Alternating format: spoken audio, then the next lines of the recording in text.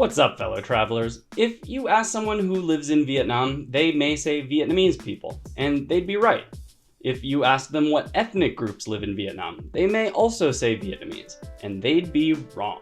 Vietnamese is a nationality, not an ethnicity. Vietnam actually has 54 legally recognized ethnic populations that live throughout the country.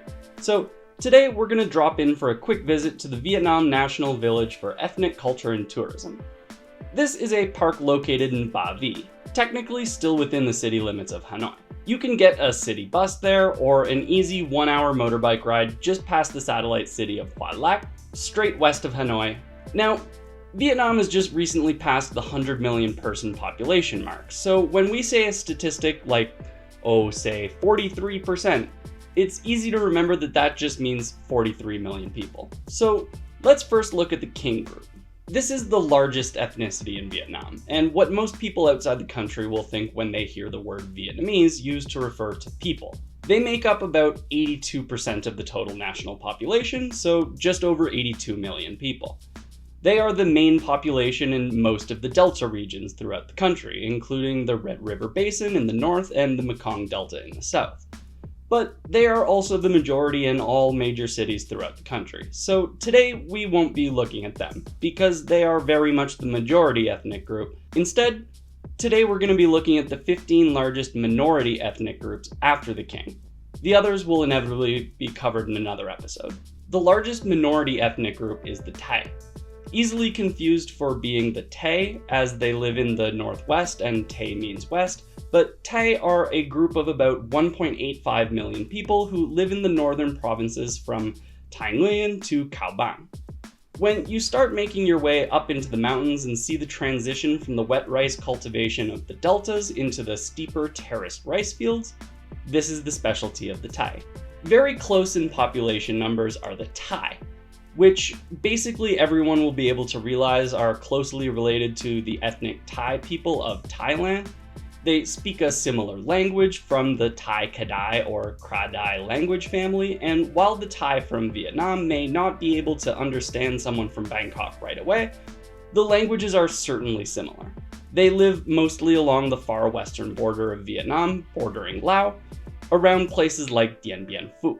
The third that we'll look at are the Hmong, with around 1.45 million people, mostly living around Hoa Binh and Thanh Hoa, west and south of Hanoi.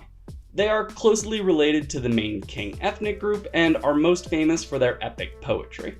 I wish I could play some here for you without getting copyright stricken, but it is what it is. Fourth, and not to be confused with Hmong, is the Hmong, at just under 1.4 million. They live mostly in the far north around Hà Giang, Lao Cai, Sapa, and Yen Bai. If you were convinced to buy one of those elaborate and beautiful scarves in Sapa, those are Hmong textiles, rightfully very famous. They're also known for their clothing laden with silver jewelry, and there are two main subgroups, the White Hmong and the Flower Hmong. Heading south now, we get to our fifth largest minority, and those are the Khmer at around 1.32 million. They live mostly along the Cambodian border, as the dominant ethnicity in Cambodia is the Khmer, and the language mainly spoken there, and that's the writing system they use there. They generally practice Theravada Buddhism instead of the Mahayana Buddhism that's practiced throughout the rest of the country. Check out our video here to understand the differences between these two sects.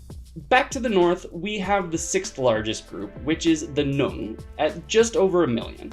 They live in the mountainous far north provinces around Cao Bang. Depending on the area, their traditional housing styles use either stilt houses to stay off the ground or an interesting style of earthen house called the Ching Tung. They also speak a language from the Thai Kadai family and are known for their blacksmithing skills.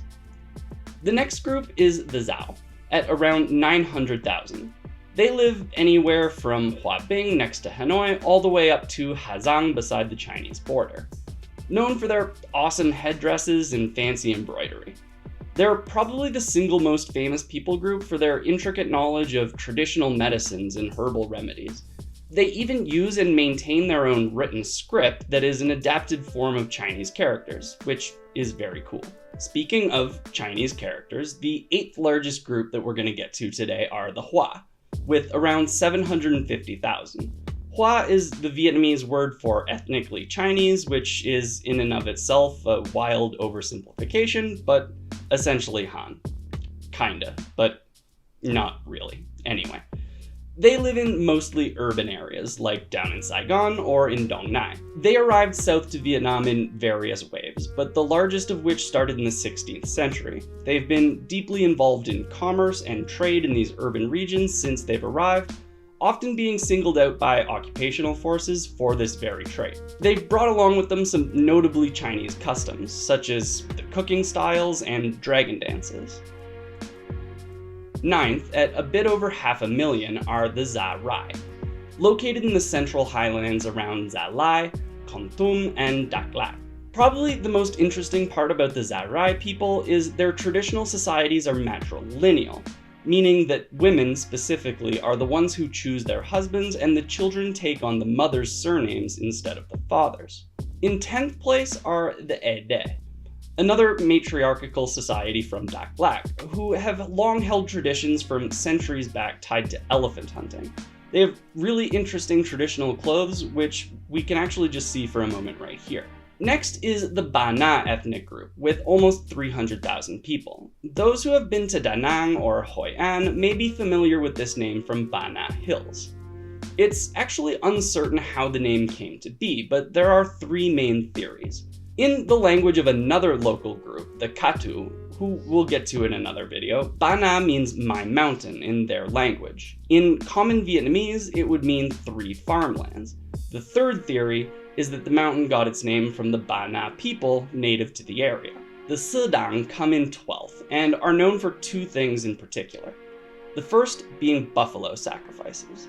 This is actually really interesting considering that in most other parts of Vietnam, even eating buffalo meat has been banned under various empires and kingdoms to solidify their roles as friends and agricultural help. The other thing that they're known for is their strongly intercommunal political organization, which has existed from the foggy past all the way up until the present. Lucky number 13 belongs to the San Che, also around 200,000 and residing in the northern mountain provinces as well. They are made up of 2 main groups, the Cao Lan and the San Chi. The single most famous thing about this people group is their elaborate singing traditions. An interesting thing that these people do that the other groups don't is something called matrilocal living.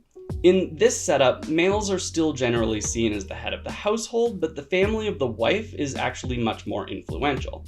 When a couple becomes married, the wife will not move into the new home until the first child of the family has been born. They're also famous for growing the best longan and lychee. Next, we get to the Kha, or Kha, also just over 200,000, who are also from the Central Highlands and are known for 3 things in particular.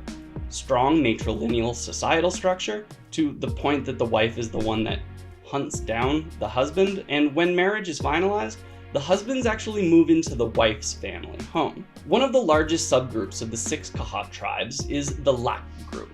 This is actually the origin of the famous city of Da Lat, originating from their language Da Lac, or the water of the Lac people. Finally, we get to our 15th largest group, the Cham. They are mostly located in the central region, particularly around the city of Quy Nhon, and that's where most of their old temples are. They had their own empire, known as Champa, which was eventually subsumed by the first Le dynasty in the 1400s, then finally fully taken over by the Nguyen dynasty in the 17th century. They were a heavily Indianized empire that was historically Hindu, which can be seen clearly in the architectural styles of their temples, which are some of the most beautiful around. Cham people are now dispersed all through Vietnam, with the largest communities remaining in Quy Nhon, but decent-sized enclaves in many cities, such as Hai Phong. Seriously though, if you ever get a chance to go to Quy Nhon, spend a couple of days looking at the historic temple complexes there. They're amazing. Well, that wraps up the 15 largest ethnic minority groups in Vietnam. In later episodes, we'll cover the other 38 and hopefully get to dive into a lot more detail on all 54. Well, 53. Basically everything about Vietnam is already to do with the king. Anyway, until then, remember to lick that like button, pause, subscribe. We'll catch you on the next one. Bye bye!